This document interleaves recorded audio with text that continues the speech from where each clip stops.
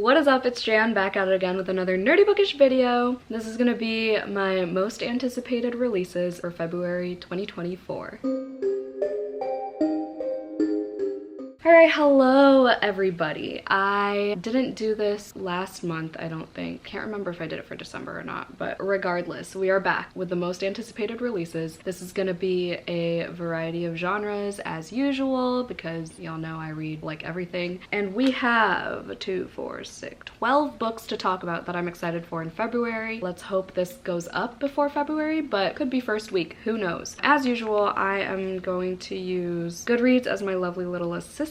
I won't give the entire synopsis verbatim, don't worry. If you're looking for a video like that, I am not the one. This is not the video for you because I'm not reading all those words. All right, so I'm gonna try to put this in publication order. My little cheat sheet does not have them in order. So we're gonna start with February 6th. I am so excited. Well, I wouldn't say so excited. I'm kind of skeptical because I know it has like a little bit of magical realism, but A Love Story for Ricky Wilde by Tia Williams. So this is the author of 7 Days in June, which I loved. It's one of my favorite romances of all time. I believe it was on my top 10 of 2021, I want to say. From what I heard about this is that there's like some sort of fairy tale thing to it, but I don't know, the cover doesn't say fairy tale to me. A lot of romances I've been seeing by Black authors have like this, what's it called? What is that called? It's not pearlescent, it starts with an H. Does it start with an H? That like Technicolor rainbow, what is that called? Holographic, is that the right term? I don't know, but it looks like there's like colorful lighting shining on the people and like I think it's gorgeous. I just bought The Art of Scandal. It's like a similar vibe. See what I mean? A love song for Ricky Wilde and then this, like it has the colorful lighting. Anyway, that's not the point. An epic love story 100 years in the making. So I believe there's like some sort of time thing. This was like based on the author type of anticipation for me. So, ooh, One Evening in February. How fitting. Swoon-worthy love story of two passionate artists drawn to the magic, romance, and opportunity of New York and whose lives are uniquely and irreversibly linked. It says set against the backdrop of modern Harlem and Renaissance glamour. She's the opposite of her famous socialite sisters. Ricky knows that somewhere there's more exciting life awaiting her.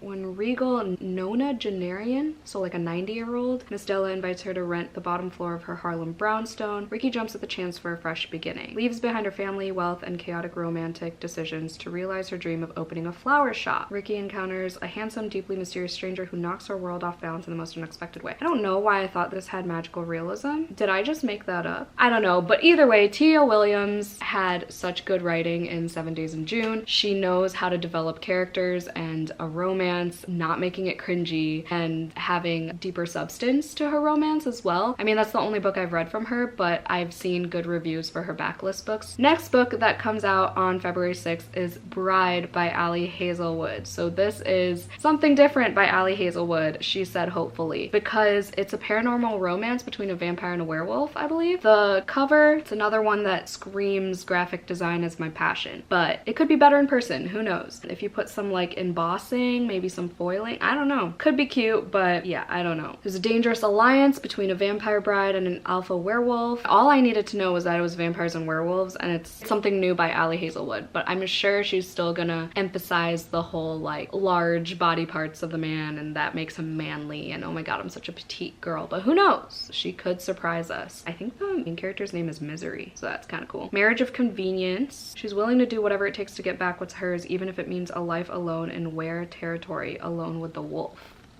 Dun dun dun. The next release date I have on here is the 13th, and we have What Feasts at Night by T. Kingfisher. So this is a sequel to What Moves the Dead, which I loved. It's a novella. I already pre-ordered this during the Barnes & Noble pre-order sale. I'm really excited for it. I mean, I've seen people disappointed by it. I just want more of T. Kingfisher's horror writing.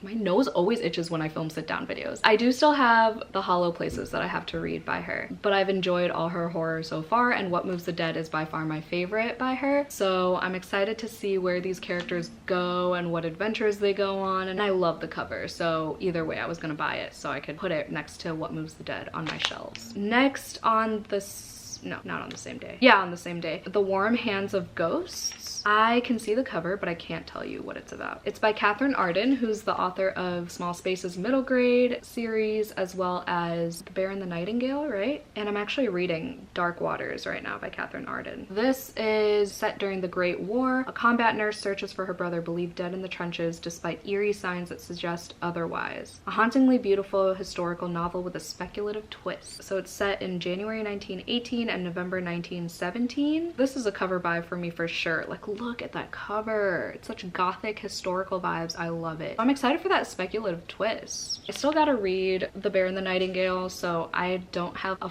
full feel of her writing because I only have her middle grade books in my inventory of books read. Seems like it's dual timeline, so that should be a good time. I don't know about this historical period, like how I feel about it, so I don't know, maybe I'll get this from the library. Oh, I have this book. I got an ARC sent to me by Tori, Projections by S.E. Porter. This is actually on my 24 for 2024, so I will try to get to this before it comes out. I can check it off as my one ARC of the month as well, but it is a big book, so I don't know. Oh, it has chapter titles, which I love. I did talk about this in that 24 for 2024 video, so I'll link it down below, but it's Gothic vibes. There's a murder mystery. It's an obsession story, I think. It says a haunting, dark historical fantasy exploring misogyny and the soul-corrupting power of unrequited love through an enchanted lens of violence and revenge. And I read the first page and I was already intrigued, and the writing seems really good. Excited for this. But yeah, it is a big book and the font is pretty small and it's over 400 pages. So good luck to me getting to this before it actually comes out. That one's February 13th as well. The next release date is February 20th. And another book I pre-ordered during the Barnes & Noble sale is A Tempest of Tea by HA Fae. This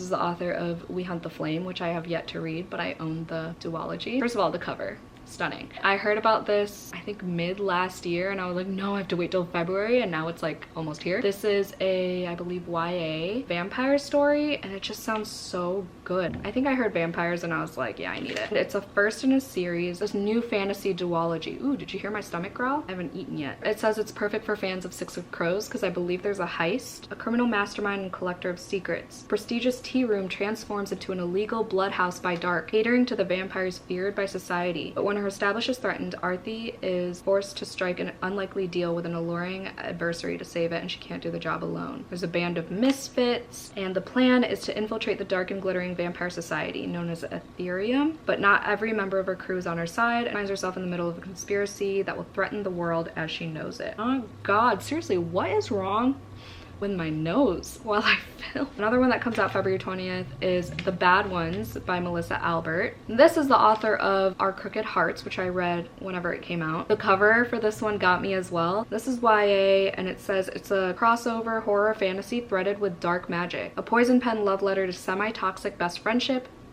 Been there, done that. The occult power of childhood play and artistic creation, and the razor-thin line between make-believe and belief. There are people disappearing, there are clues, local folklore, legendary goddess of forgotten origins who played a role in Nora and Becca's own childhood games. Yeah, I don't know about the whole childhood games thing because I have a feeling with those childhood games being a prominent part of stories, there's usually like this repetitive chant or rhyme or whatever throughout the story, and that annoys me, so we'll see about this one. But the cover is everything. Whoever designed this cover needs a raise. Next one is My Throat an Open Grave by Tori Bovalino. So this one's another YA horror. Tori Bovalino, I started The Devil Makes Three by this author. They also had a story in The Gathering Dark folk horror anthology, which I loved. It was my, I think, one of my favorites, if not my favorite story in that anthology. So I was interested in this one, aside from the cover being so captivating, and I love the font that they chose for this too. But it says Labyrinth meets folk horror in this darkly romantic tale of a girl who wishes her baby brother away to the Lord of the Wood. Set in Pennsylvania, the little brother wouldn't stop screaming, so his sister wishes him away and the Lord listens. The screaming stops and all that's left in the crib is a small bundle of sticks tied with a ribbon. I'm screaming, that's hilarious. So it seems like she made, a deal with the devil type of thing. Here for it if that's correct. I love Faustian bargains. Next one that comes out on February 20th is Island Witch. I know the author. It's not a debut author. Amanda Jayatissa, who wrote You're Invited, which I DNF via audio because I didn't like the audiobook, but this one sounds really good. It says it's inspired by Sri Lankan folklore because The author is from Sri Lanka. 19th century Sri Lanka, where the daughter of a traditional demon priest, relentlessly bullied by peers and accused of witchcraft, tries to solve the mysterious attacks that have been terrorizing her coastal village. There's something or someone viciously seizing upon men in the jungle, and she's being accused of everything, so she's trying to solve it. Recalling horror classics like Carrie and The Exorcist. That's a bold statement. Island Witch is a deliciously creepy and darkly feminist tale about the horrors of moral panic, the violent space between girlhood and adulthood, and what happens when female rage is finally unleashed. That's what got me, was female rage. Aside from the witchiness. This cover is cute, but I don't like islandy tropical vibes, but I love the sky and I love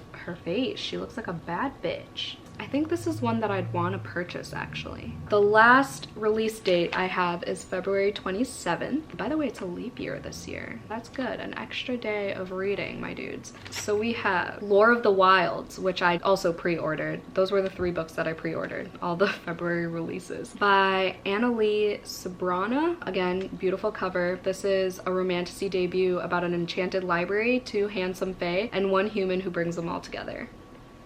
That sounds so good. It sounds almost like These Hollow Vows, which I love, except that one didn't have an enchanted library. And it's a BIPOC author. Even better. I'm really hoping this is 5 stars. There are some mixed reviews, but either way, it's a gorgeous cover. So that's on the 27th. Illusions of Fire by Nisha Sharma. Reminds me of Blood Like Magic. This girl, instead of going to school, she wakes up early and trains in hand-to-hand combat with her adopted aunts who, when not tending to their thriving vineyard, are immortal Rakshasi demons sworn to protect Layla. She was born into a mythological bloodline. Then Avi, a new boy in town, arrives and seeks out Layla immediately. He happens to be a descendant of a demigod. There's a lot going on here. Lots of magic, lots of mythology, romance. This is probably going to be a library book just because it seems like the romance is going to be a very prominent part in the story, and it's YA, so nervous for that, but I will give it a shot eventually. And I believe the last book on this list, Tender Beasts by Leah Samson. Speaking of Blood Like Magic, this is the same author. I believe it's like a dark academia horror. Psychological thriller, perfect for fans of The Taking of Jake Livingston and Ace of Spades. That's why I said dark academia horror. I loved Ace of Spades and Jake Livingston, so I'm excited for this. Cover's cool. I'll probably also get this one from the library. Wow, the cover's really cool. I didn't realize like it cuts and it shows like her teeth and then his eyes. Oh my god, okay. Her private school is rocked by a gruesome murder. Teen tries to find the real killer, clears her brother's name.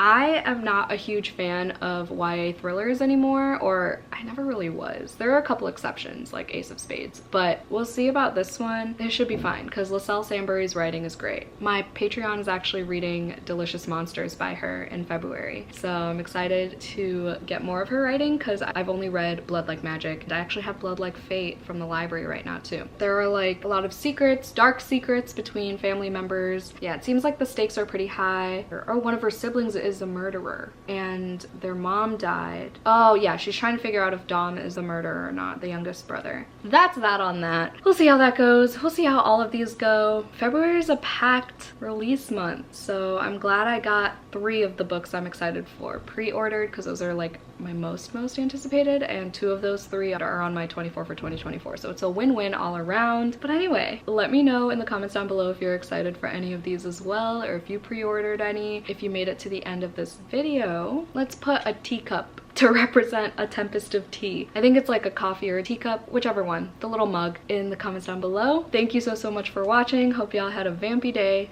Don't forget to do some self-care, and I'll see y'all in my next video. Bye!